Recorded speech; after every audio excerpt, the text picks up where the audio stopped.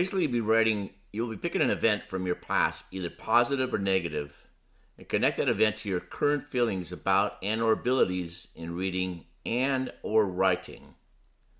For example, I'm an avid reader because of Mr. Brown in my freshman year at Cunata College.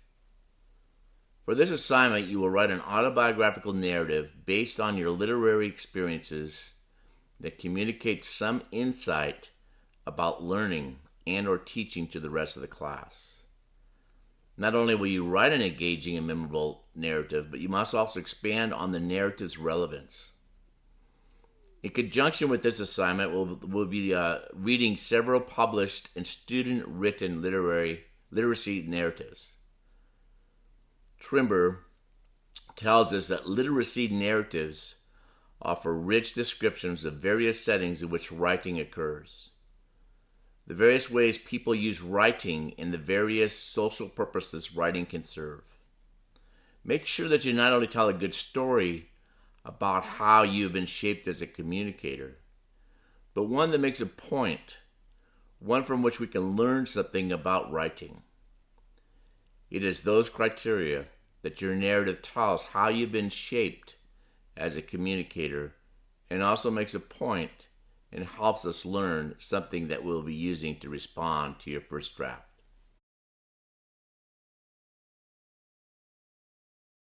Here's the handout that you'll be given, or I will have it linked in Canvas. In the beginning, it just tells you a little bit more information about the literacy autobiography. It does say right here to make sure that you do not only tell a good story about how you have been shaped as a communicator, but one that makes a point, one that we can learn something about your writing or reading. You can do either one or both, so don't feel like you need to just do writing or reading. You can actually do both. Here are some questions that you might want to think about as you begin your paper. What's your earliest memory of writing? How and why did your attitude change as you encountered different writing situations and teachers? How and why did out-of-school writing such as diaries, letters, and poetry affect your development? What patterns do you notice in your remembered writing experience? What were some kinds of writing typically more difficult or more engaging than others? And can you explain the reasons for the differences? What instructional approaches did you find helpful or discouraging? Think about family influences on your writing and reading. School experiences with teachers, good or bad, librarians, friends, and classmates. Then the role also of the self-initiated writing or reading has played in your development of your literacy. Here's an example of one written by a student at Wright State University. I'm including others as well. So I'm going to have you read a couple others too. And here are some key features of a narrative or a literacy narrative. It's a well-told story. As with most narratives, those about literacy often set up some sort of a situation that needs to be resolved. That need for resolution makes the reader want to keep reading. We want to know whether Nichols in the above essay ultimately will pass the proficiency test. Vivid detail. Use everything that we've talked about so far in the writing workshop. Dialogue, sounds, smells, tastes, mannerisms. Try to include some figurative language.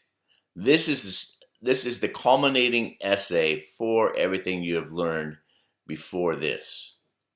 So I don't just have you go through something without having a build upon the previous lesson, and then it goes into the next lesson. All of those things are tools that you can use as you write this narrative. Make sure that it's something significant. All right. Here's some topics there are some ideas about how to choose some topics. An early memory, someone who taught you to read, you can read those on your own.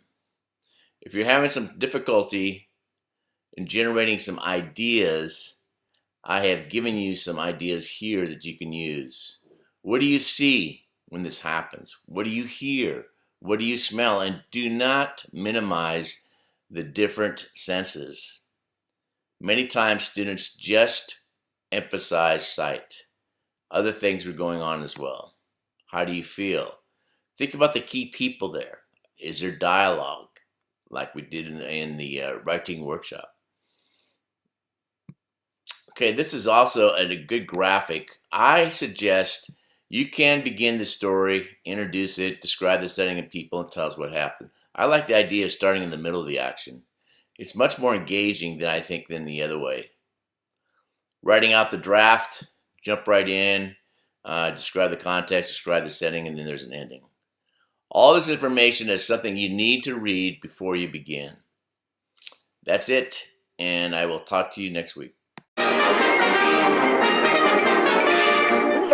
That's all, folks.